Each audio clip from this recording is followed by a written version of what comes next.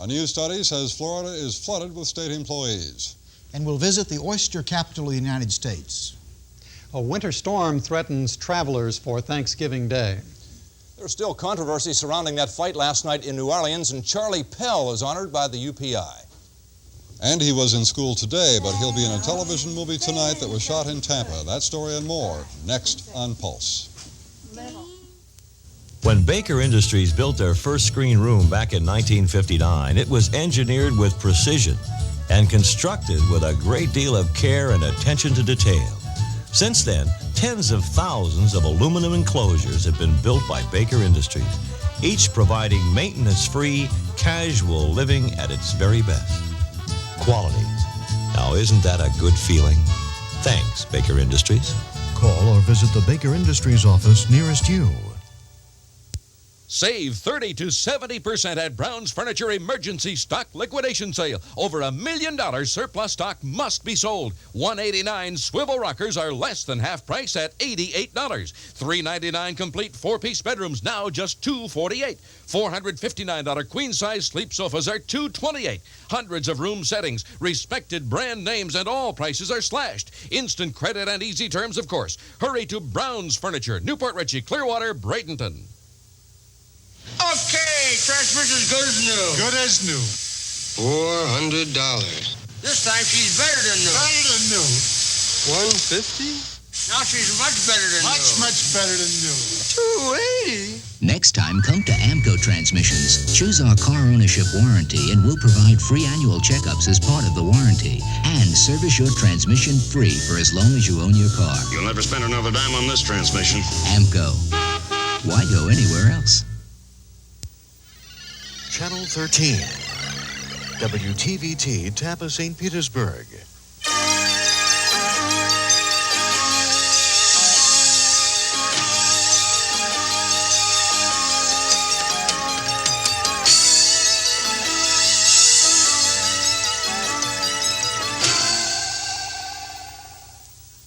Good evening, I'm Hugh Smith. This Pulse program is going to be a bit different because of the gentleman seated beside me, who is, of course, Florida's Governor Bob Graham.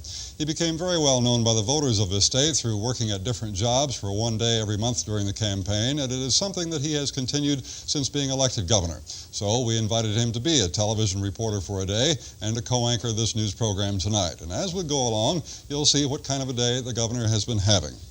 In the governor's 1979 State of the State address, he promised to reduce state employment to 1% of Florida's population. Well, Pulse 13's Dick Kane reports from Tallahassee now that the governor still has his work cut out for him to make that goal. According to the Citizens Council for Budget Research in Tallahassee, nearly 1 out of every 20 persons in Florida worked for state or local government in 1979, and their number increased almost twice as fast as Florida's population during the last decade. The study indicates that Florida merits the dubious distinction of having the 6th largest percent increase in state and government workers of the 50 states from October 1969 to October 1979. However, it should be noted that Florida is a growth state, and when the increase is considered on a ratio basis, such as the number of employees per 10,000 population, Florida's figures fall below the national average. Governor Graham's goal of reducing those numbers did not include local public employees, and to his credit, the state employee population has fallen in the 2 years he has been in office. If he's trying to reduce the public sector, you've got to take both of these into consideration, reducing other personnel services, contracting when it's not at a net fiscal savings to the state, and also reducing employment so that bureaucracy doesn't burgeon and become a hindrance rather than a service to the state of Florida. Calabro also noted that if the governor finally reaches his goal of limiting the growth of government to 1% of the state's population, it could save taxpayers up to $220 million annually. Incidentally, the study was not done by state employees. The Citizens Council for Budget Research is a nonpartisan, nonprofit corporation designed to promote efficiency and economy in government. Dick Kane, Pulse 13, at the state capitol. Today I went out to talk to some of the people of the Bay Area about that survey and about the size of state government. Here's what I found. Word today that state and local government employs 1 out of every 20 Floridians caused Pulse 13 to wonder, what do the Tampa Bay residents think about state government? Do the taxpayers think they are buying more government than they can afford? People I know personally who are getting unemployment, who really could be out working. That's one of the biggest things I see. Hillsborough County dump, landfill.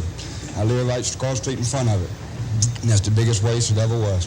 They're doing all right the way they are. It looks to me, their highways look nice.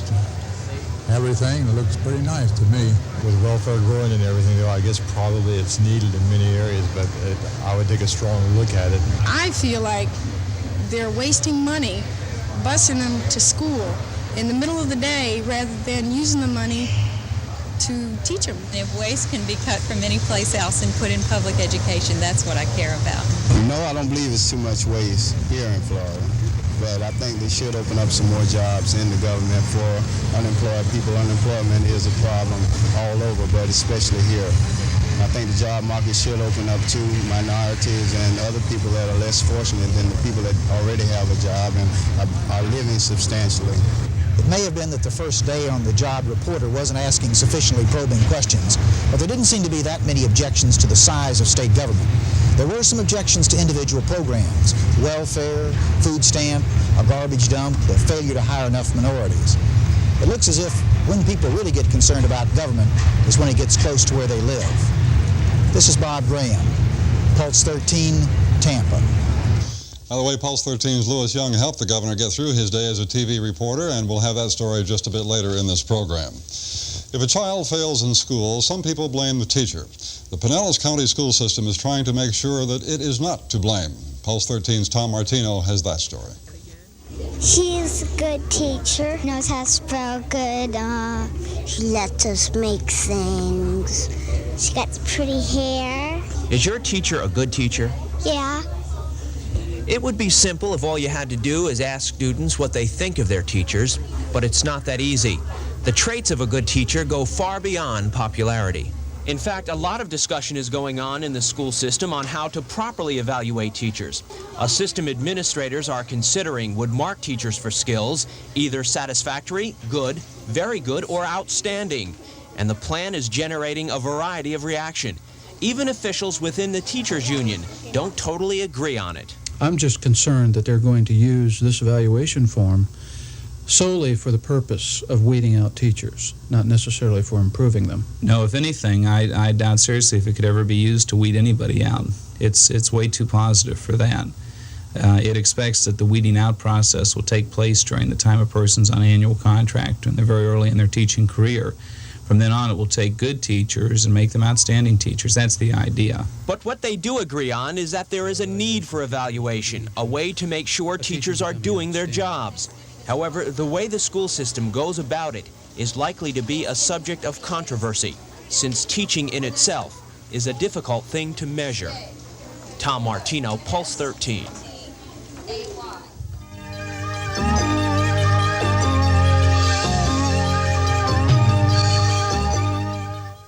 This is hand-to-hand combat. Hand-cutting tools versus Black & Decker's rotary power cutter. To see which works easier on tough cutting jobs like corrugated tin, wire mesh,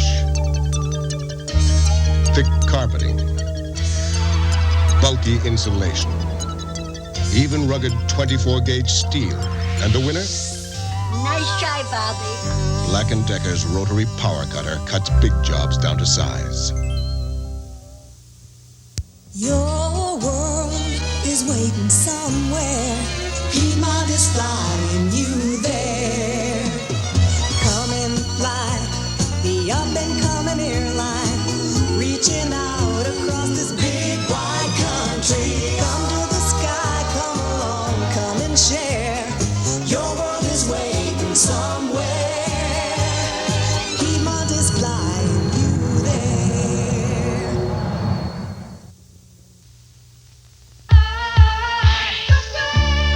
Icecapades. Come see the stars. Lift yourself up, let yourself go.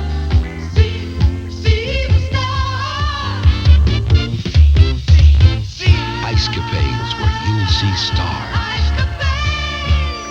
See the Icecapades at Curtis Hickson Hall, Tampa, December 17th through 21st. 7 performances, including 2 matinees. Tickets $5, $6, $7 at Sears, Belk Lindsay, Britton Plaza, and Curtis Hickson Hall.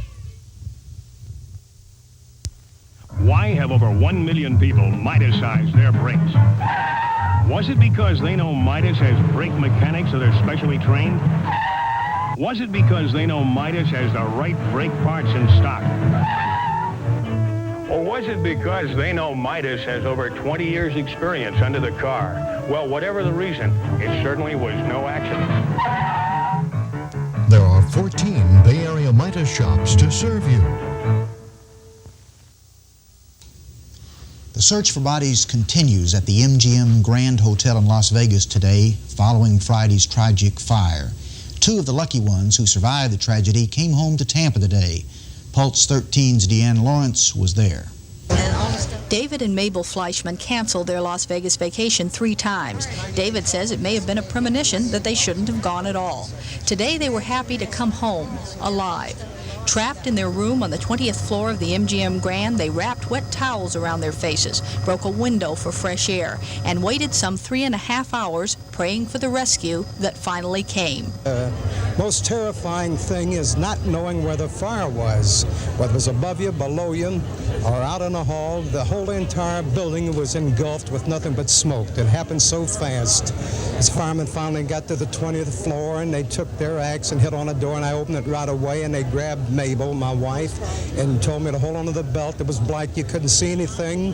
We walked out the door, and the first thing we did, tripped over 3 or 4 bodies, people that got locked out of their rooms, that panicked and couldn't go back in their rooms.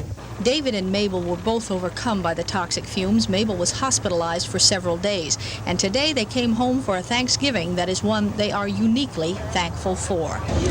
The good Lord was with us. All we did was just prayed and tried to keep our head and trust in the Lord, and that was it, Deanna. That's the size of it. We just thank God we're back, that's all.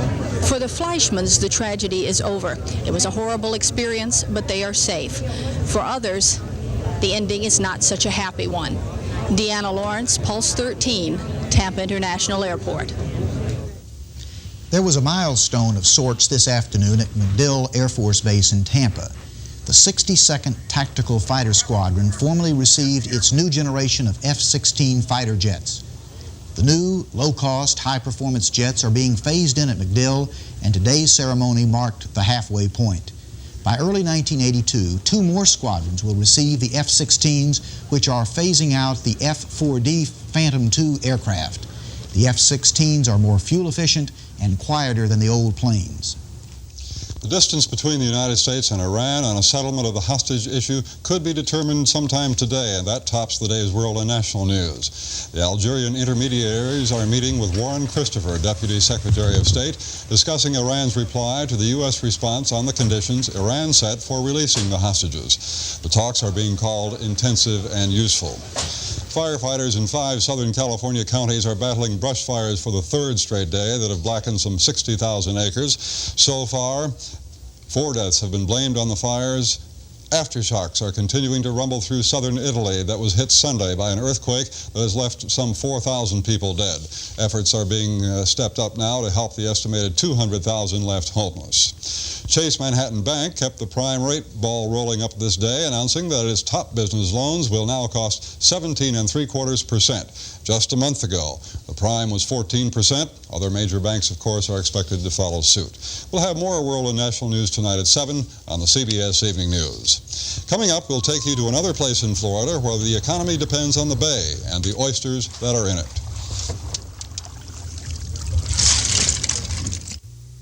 Used car buyers, listen to this great offer from Charlie Harris Pontiac.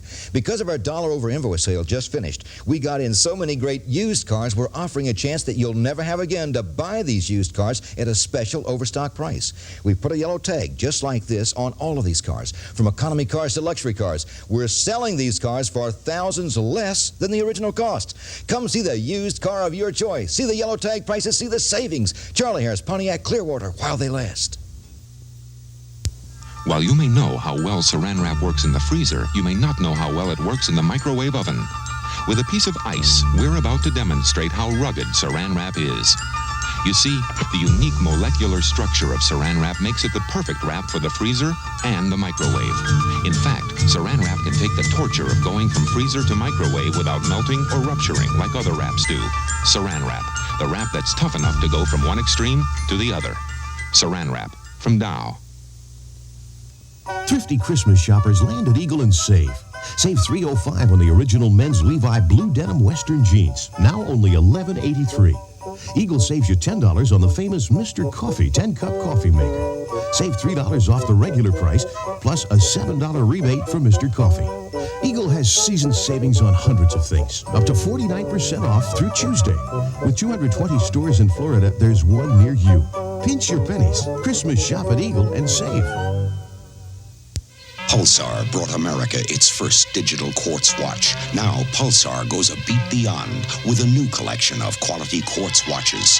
Pulsar technology keeps the prices dramatically low and adds quartz accuracy that goes beyond any other kind of watch. Unbeatable quality at unbeatable prices. Pulsar Quartz, always a beat beyond in technology, in value. Pulsar watches available at Ivy's.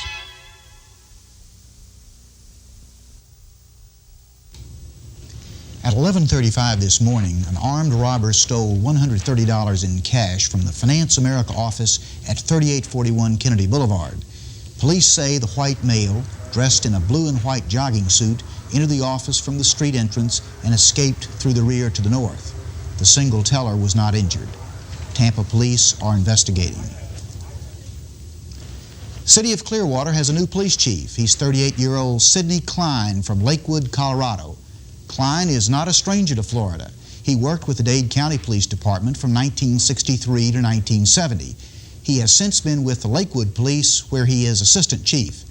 Klein is scheduled to begin work at the beginning of the year.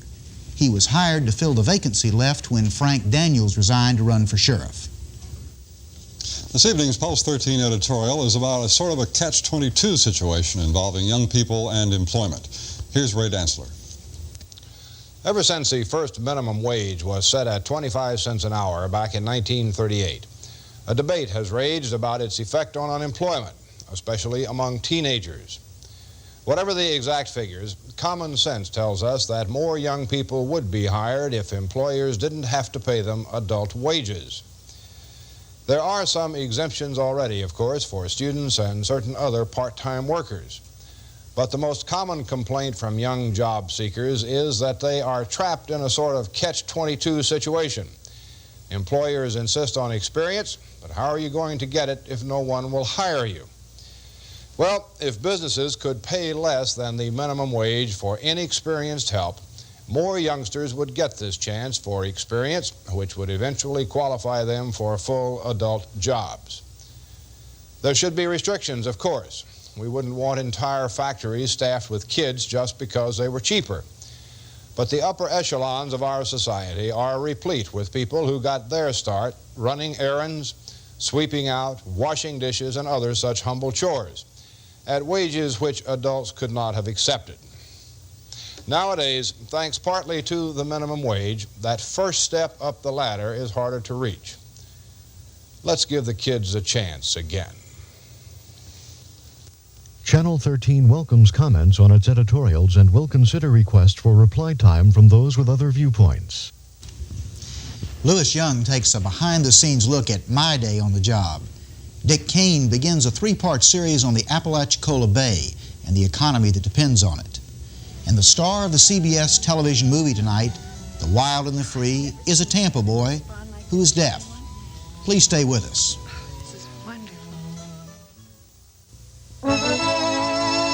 Today's cars, with newly designed engines, are built for performance and better mileage. And to help keep the new cars and all cars running the way they should, here's Amoco's lead-free choice. Quality Amoco lead-free in the blue pump and Amoco premium lead-free in the gold pump for engines that need high-octane performance. And they're both seasonally blended for better starting and smoother warm-ups in winter. You expect more from a leader. Taking off on a revolutionary flight into the future of banking. Fortune Federal is about to offer checking.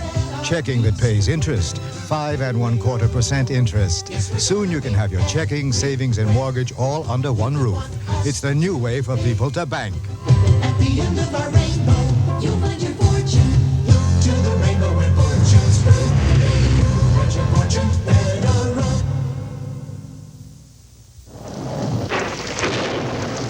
Definitely the wrong day for a picnic.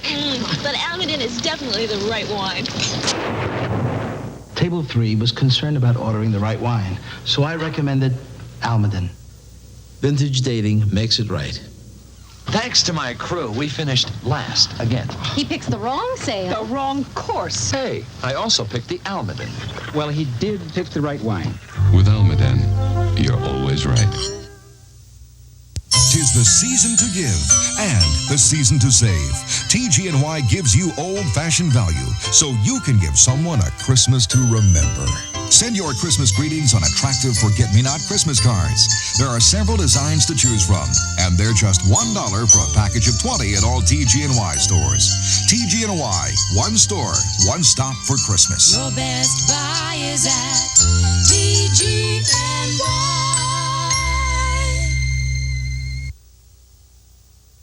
Well, our temporary reporter, the governor, did a bit of field work earlier today. We sent Pulse 13's Lewis Young to give him a hand and to report back onto us how things went. And he says it was a different kind of experience. Interviews, just the answers cut to one another, and maybe just one question. We were doing a man-on-the-street piece, the easiest type of TV story to do if the reporter is an experienced interviewer. Our reporter, though, was more experienced at answering questions. But everybody has to start, so we walked into Tampa Bay Center for our first candid interviews, with 2 newspaper reporters and security people in tow. The governor had no problem getting people to talk. In fact, he seemed remarkably at home, sort of a campaign trail, where you hold your own microphone. About 5 minutes into the session, though, we picked up another TV crew, and people began noticing just who Channel 13's new reporter was. Things were beginning to get a little out of hand, but back in the truck, the tapes looked good.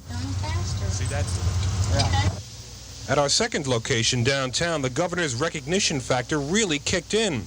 They were lining up for the interviews, and being a good politician, Graham was not about to turn any of them away. Governor Grant, may I ask you to sign an autograph for me, please? Somewhere between the first autograph seeker This is going to my sister in Brazil. and the elementary school class, it became apparent it was going to be difficult to separate the reporter Graham from the politician. But he started learning.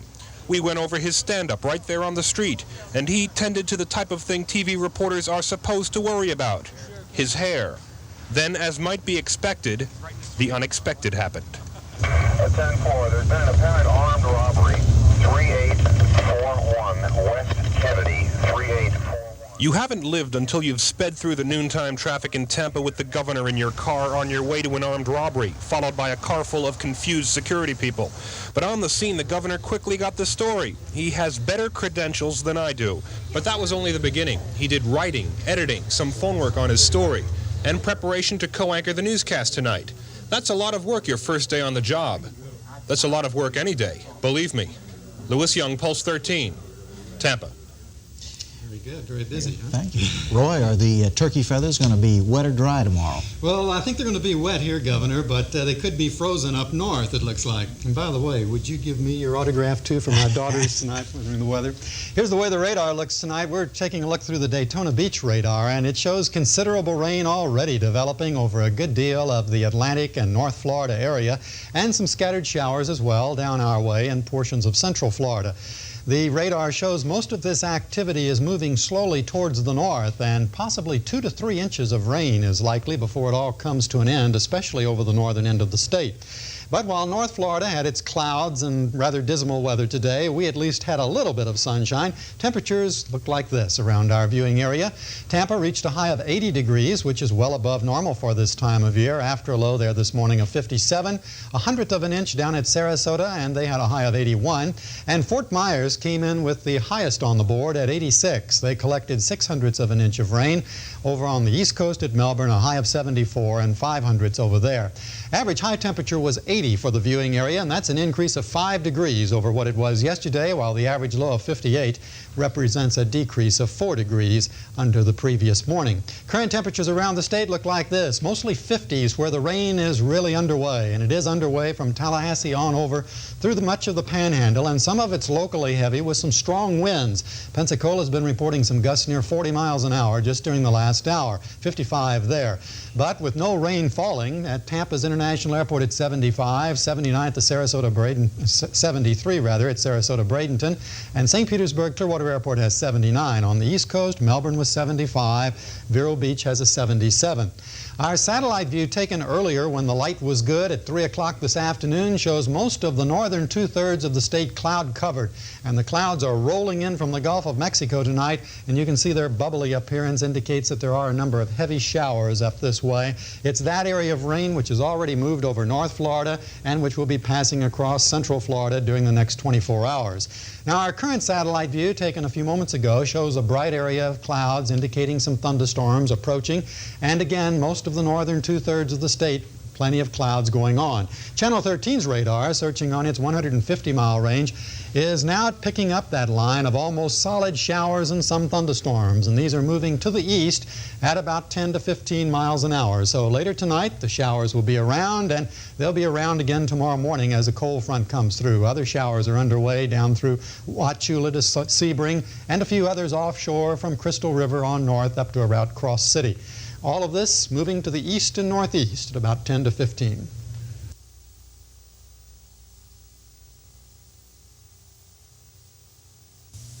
Nobody trucks like we do. We go out of our way. Nobody trucks like we do. Come truck with Chevrolet. I tried an import, then I came back to Chevy, and I'm glad I did. The deal was so good I couldn't turn it down.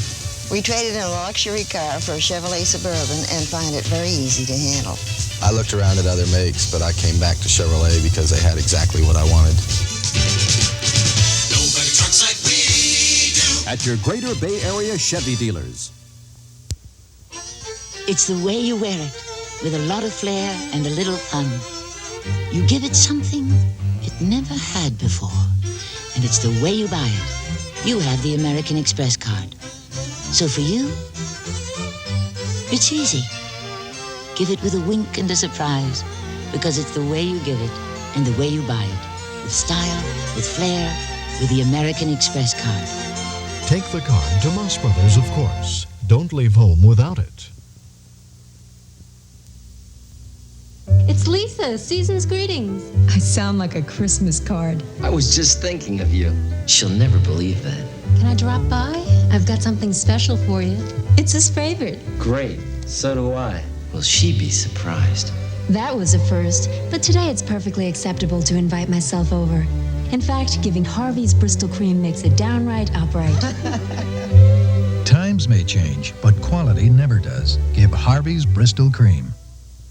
And you get News 78, a pair, and fashions. How do you want to play it? Jack, I'll take News 78 for 100, please. In 1978, more than 1 billion television viewers watched this international sports competition in which Argentina won the World Cup. In what sport were the athletes competing? Soccer. Correct. You have $100.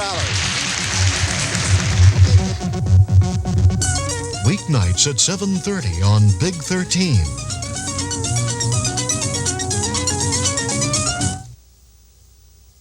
Roy Leep's weather programs display the seal of approval of the American Meteorological Society.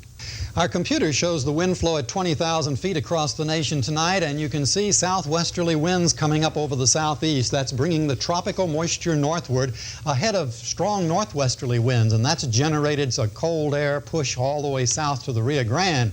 So a combination of that cold front coming in from the west and the warm, moist tropical air coming up has led to the abundance of clouds and the rain that's in progress over much of the east. And there's more to it than just that, because that rainstorm is getting ready to turn into a snowstorm farther north. In Canada at this hour, conditions are mostly quiet. However, there is considerable rain going on along the British Columbian coastline, but the freezing line extends well inland across the central provinces, then dipping southward across the Great Lakes. The sub-zero line is well to the north, and just a few flakes of snow through the central provinces and out through the Canadian Maritimes. 24 hours ago, the weather map across the nation looked like this, and at that time the The storm system in the Gulf of Mexico was just starting to take shape.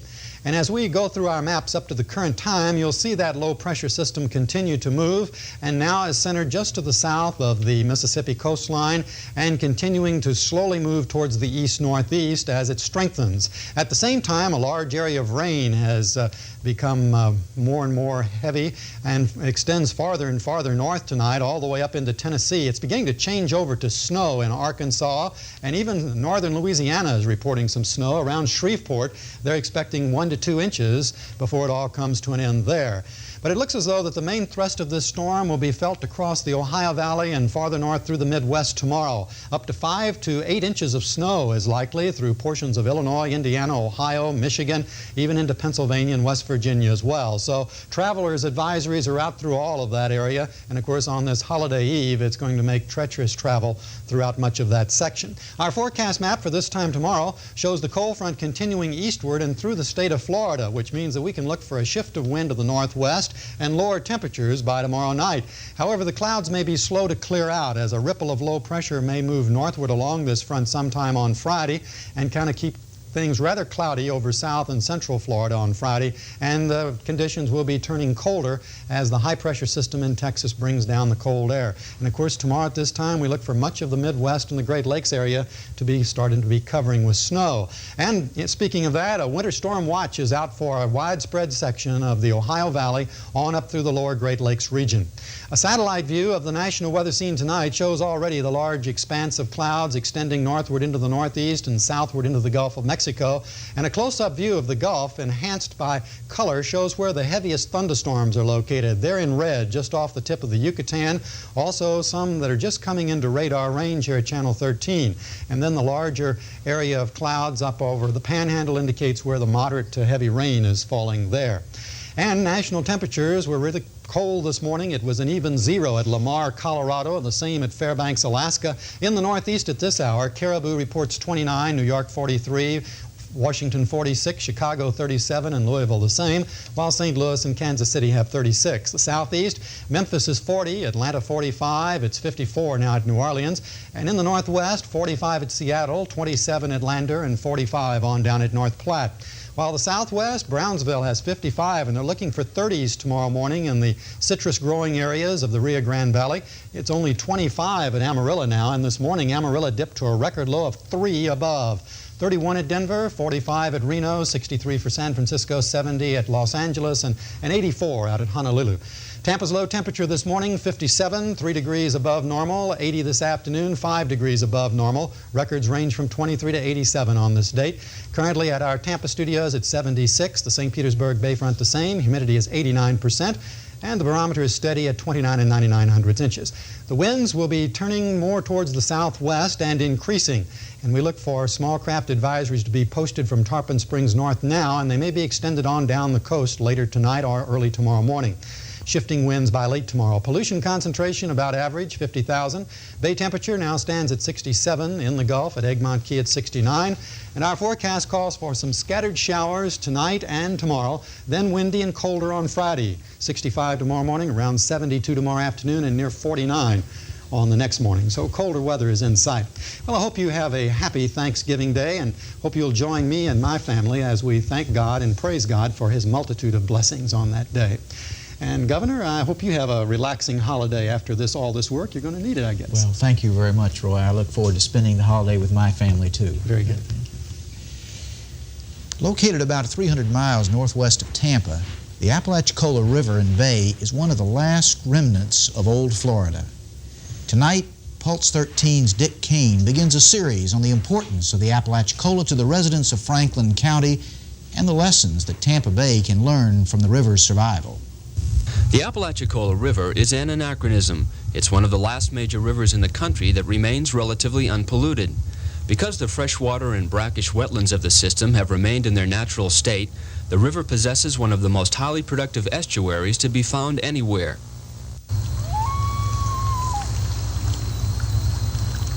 If you're an oyster lover, the odds are very good that they come from this area. Nearly 80% of the state's oyster crop is taken in the Appalachicola estuary, and a significant portion of the Big Bend shrimp, crab, and finfish take depends on the river-based system as well. But the importance of this region to Florida runs far deeper than just its thriving seafood industry. This is the way most of the United States used to be. Many river systems throughout the country used to be highly productive systems before man took over and destroyed them. Dr. Livingston is quick to point out that the rich history of the Appalachicola system can provide some invaluable insight into the various problems confronting Tampa Bay. The high productivity, it's the culture, it's the tradition, and it's important. I think that this country keeps such areas. I think that's why we have a National Estuarine Sanctuary there today. The country realizes that they're dwindling this resource and that we should keep some of these areas. So to Tampa, I would say that it's important that this would serve as sort of a model, too, for what you're doing to Tampa Bay and would help us to understand what's happened to Tampa Bay and how perhaps to help Tampa Bay.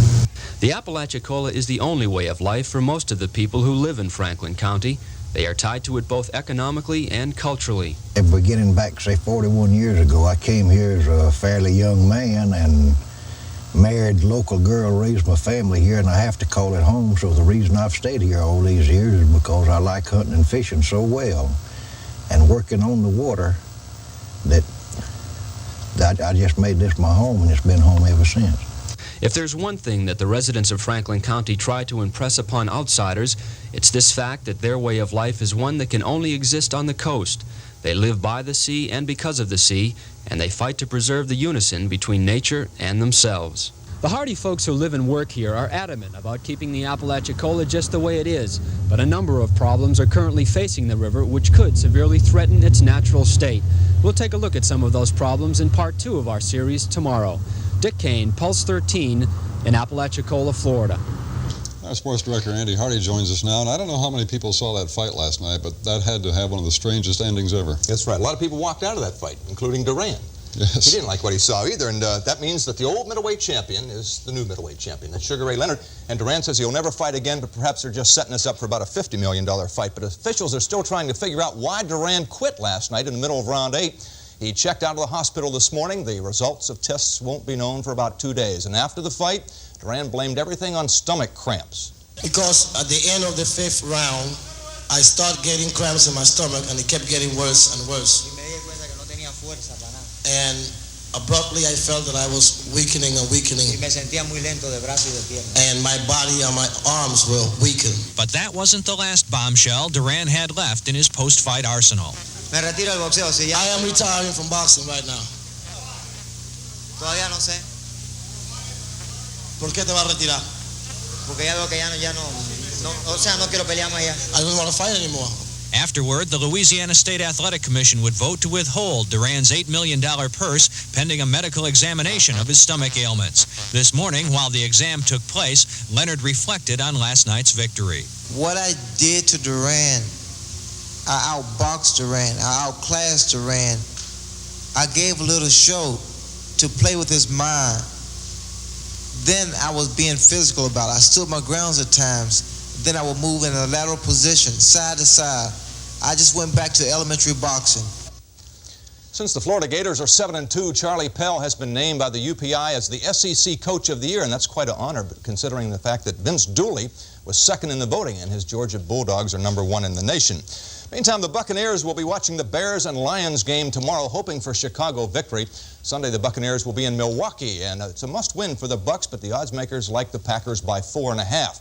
Charlie Hanna talked about the second meeting between the two teams. Well, the first game we didn't play very well, and we had opportunities to win, even though they outgained us and things like that. We still had opportunities we could have won the game, but we didn't execute very well the first game. And I think we've played better since then. Last Sunday we didn't play real well, but we've had some good games, and if we can get things together, I think we can beat anybody. It's going to have to be a team effort with everybody executing instead of everybody breaking down.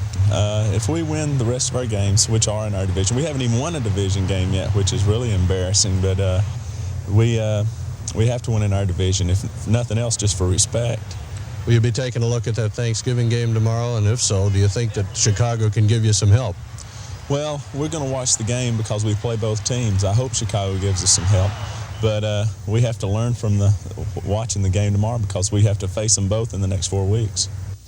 MVP in the 1980 World Series, Mike Schmidt of the Phillies today was named as the most valuable player in the National League. Schmidt picked up all 24 first-place votes. That's the second time that's happened. He won it in a landslide over Gary Carter of Montreal. During the regular season, Schmidt drove in 121 runs, homered 48 times, and that's a career high. Ron LaFleur is now back in the American League. The Chicago White Sox, the only club to pick him up in the free agent draft, gave him a multi-year contract today worth $2 million. LaFleur swiped 97 bases last year. That was the best in the National League. And when the Major League Baseball meetings start next month down in Dallas, some newcomers will be in attendance looking for a franchise. The group is from Pinellas County, and its game plan is all set. The Pinellas Sports Authority's plan of attack is firm, and they're ready to travel to Dallas for the opening of the baseball winter meetings on December 8th. The contacts have already been made to some degree, and response has been favorable. They're encouraging us to continue with our project. They feel very strong that this is a location for Major League Baseball, and surprisingly, some of the large people in baseball have contacted us and shown a great interest. This is going to be quite a chore to get in touch with all the Major League teams and their various functionaries. Well, I know it is, but I think with 8 of us going out, 9 including Bunker, and with the knowledge that Earl Halstead has with the Major League people, I'm sure that we're going to be able to meet most of the people. And with a picture of the stadium or the model that we're taking out, you can't be anything other than enthusiastic about it. The talk of expansion might be something that would benefit us, and I hope that if they do expand, we're going to be one of them. The degree of success as to the contacts with the various Major League clubs will be known at a later date, but the encouragement is there, the progress is showing, and it looks like Major League Baseball may be coming to Pinellas County sooner than we all think. Bob Stone, Pulse 13 Sports.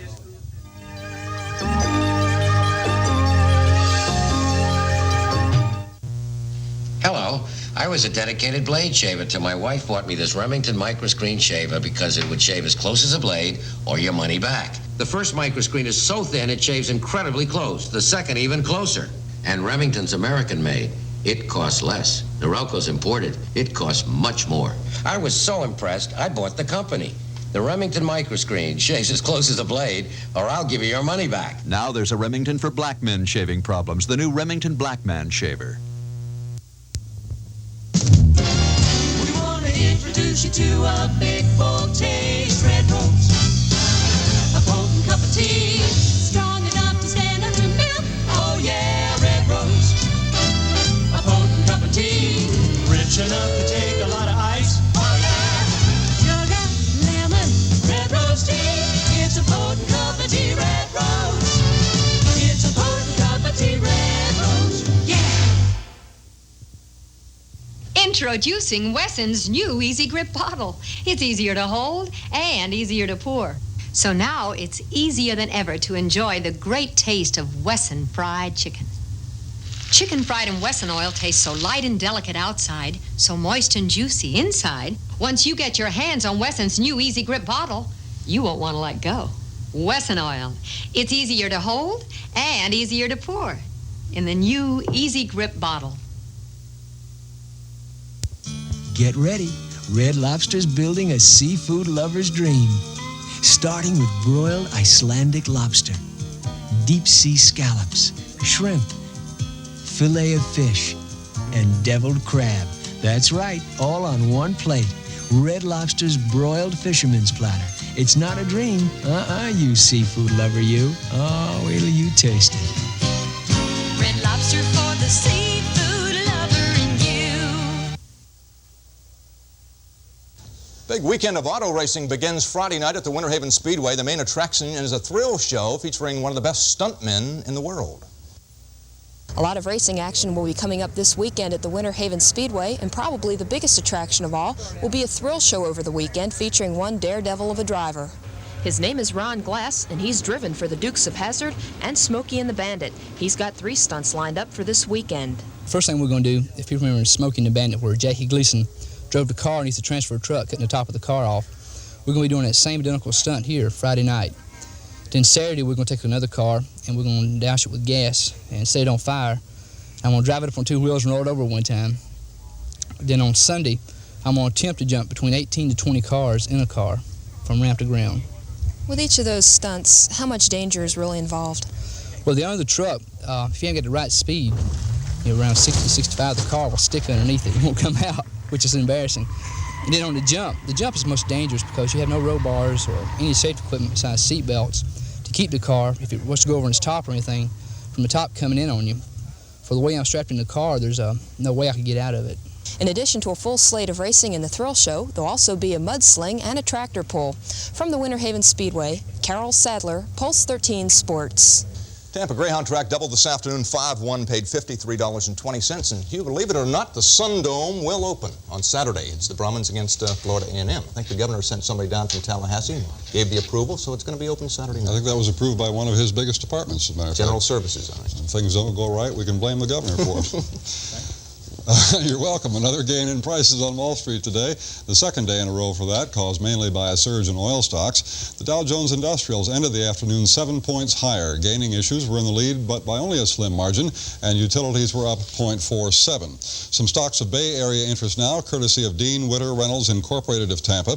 Jack Eckert Corporation closed down 3/8. Jim Walter down 1 1/8. Honeywell down 3/4. Superior Surgical down 1/4. Scotty's up 1/8. E-Systems down 1. Florida Steel down 1/4, Milton Roy up 3/4, Freedom Savings down 1/8, and Paradigm up 1/2. A Bay Area youngster plays a very important role in a movie filmed here. That story when we come back.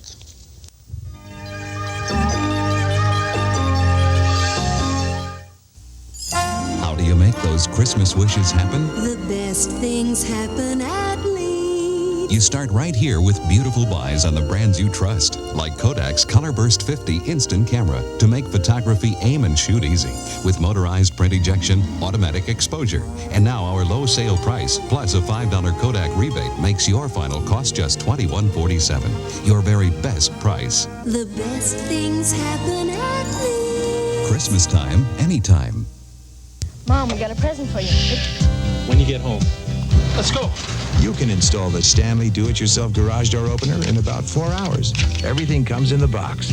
Just assemble it, put it up, and plug it in. Surprise. The Stanley Do-It-Yourself garage door opener. It's a very nice thing to do for somebody else. You did it so fast. We want to help you do things right. Now available for holiday gift giving at Wick's Lumber Centers and Master Merchandise Mart. Hey, Stopers, what are you doing to me? First there's your pizza, now you're making terrific Italian sandwiches to have at home. Not just meatball, you've got hot sausage and mild sausage, lots of meat. In a very good sauce on an authentic Italian roll. And all you have to do is heat them up. Well, you know what they say. If you can't beat them, join them. New Stouffer's Italian sandwiches. Have them at home. Introducing Jell-O brand yogurt pudding. We took the goodness of Jell-O pudding and added the goodness of real yogurt, because one good thing deserves another. It's a good day in a special way. You make it something good to make them feel so good. New Jell-O yogurt pudding, because one good thing deserves another. Jell-O yogurt pudding, a great tasting new pudding. Not too tart, not too sweet. Because one good thing, great dessert, deserves another. A movie filmed entirely in Tampa premieres later tonight on CBS and Channel 13. It is called The Wild and the Free. Now, one of the people featured in that film is an 8-year-old Tampa boy, and Pulse 13's Deborah Quintana talked with him today. The Wild and the Free is a movie about chimpanzees able to communicate through sign language. In the very beginning of the movie, one of the chimps teaches a deaf boy named Kevin to sign. Off-screen, that boy is actually Tampa's own Kevin North, a student at Cahoon Elementary. Kevin is actually deaf, but unlike his movie role, he does know sign language. In fact, he says one of the most difficult parts of making the movie was resisting the sign along with the chimps. Through his teacher, I was able to ask Kevin if he now feels like a movie star. Do you feel like a movie star? Do you feel like a movie star? Bye-bye. Oh, it was fun. It was fun. Kevin's received a lot of publicity from making the movie, which was filmed entirely in Tampa last spring. But even so, Kevin says his classmates don't treat him differently. And he says making The Wild and the Free was so much fun that he'd like to make another movie. But making the movie wasn't only a lot of fun for Kevin, it also came in pretty handy too, because with the money that he made from making the movie, he bought a new hearing aid. Deborah Quintana, Pulse 13, Tampa. Television's Love Boat is about to make a breakthrough, and the actor and actress involved are among our people in the news. Leslie Uggams and David Hedison will star as the Love Boat features its first interracial romance in an upcoming segment on ABC. It's Miss Uggams' first TV role since Backstairs at the White House. It was backstage at the National Theater last night as President Carter. He was there to congratulate Ian McClellan and Jane Seymour, among others, for their performance in Amadeus. Victor Borge, who makes everyone laugh when he sits down at the piano, has written his second book. Not surprisingly, it's called My Favorite Comedies in Music. And from Ingrid Bergman comes the revelation that she thinks marriage is a pretty good institution. Miss Bergman, who's been married 3 times, is quoted today as saying she only regrets that she didn't do it more often. They pause to say thanks today in downtown Tampa, and it may become a weekly occurrence. The story as Pulse 13 continues. A lot of people on their lunch hour paused to take a look, but only a handful sat through a special midday Thanksgiving service on the Franklin Street Mall in Tampa today. The 1-hour out-of-door service was sponsored by the Council of Downtown Churches, which is hoping to make the religious celebration a weekly occurrence. I think it helps us remember that our nation and our lives are a blessing from God, and it gives us a chance to thank Him. Some of these people may not be in churches and synagogues tomorrow, and it enables them to do that here together. Besides music and singing, there were also inspirational and patriotic readings. Well, Governor Graham's workday here at Channel 13 is just about over. Now, the last time he was in the Tampa Bay area, he had a very different kind of job than today's. He was a roofer for a home construction company. At the end of that October day, the governor told Pulse 13's Tom Martino his opinion of television reporters. I've even had a real easy kind of no-work job as a television reporter. Well, Governor, you've had your chance today as a television reporter. How easy was it? Well, it was a lot of fun. We had a chance to talk to a lot of people in the mall and downtown about what they think of state government.